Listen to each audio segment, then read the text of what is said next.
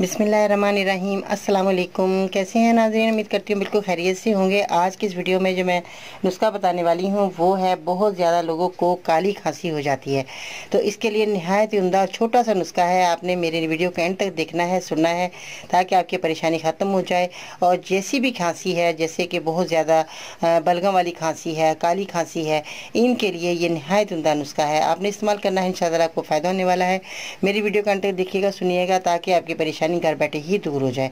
तो आइए जानते हैं कि आपने क्या चीज़ें लेनी है और इसका इस्तेमाल किस तरह करना है।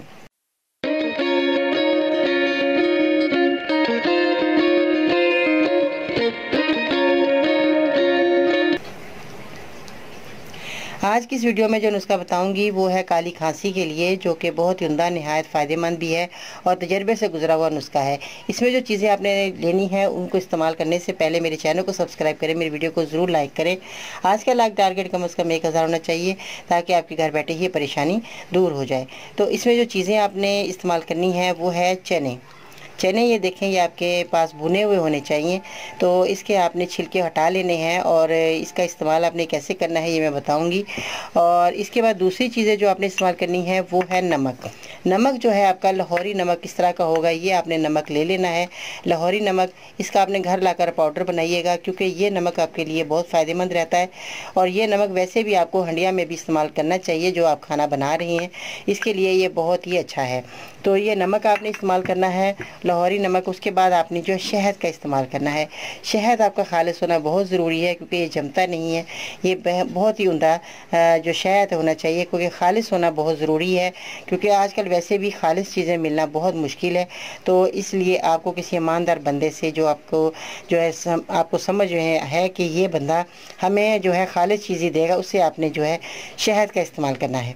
इसका इस्तेमाल अब आप कैसे करना है, तीनों चीज़ों का आपने क्या करना है, चने ले लेने हैं और इसको साफ़ करने के बाद, छिलके उतारने के बाद, आपने कोई रेत, साफ़ सुथरी रेत ले लेनी है। उसके अंदर आपने जो है 50 ग्राम आपने चने भून लेने हैं। भूनने के बाद आपने इसमें नमक भी साथ ही ऐड कर देना है। 4 से 5 चुटकी, यानी कि आधा या 1 चम्मच आपने नमक इसमें शामिल कर देना है। जब आप नमक शामिल कर लें तो इसको भूनें।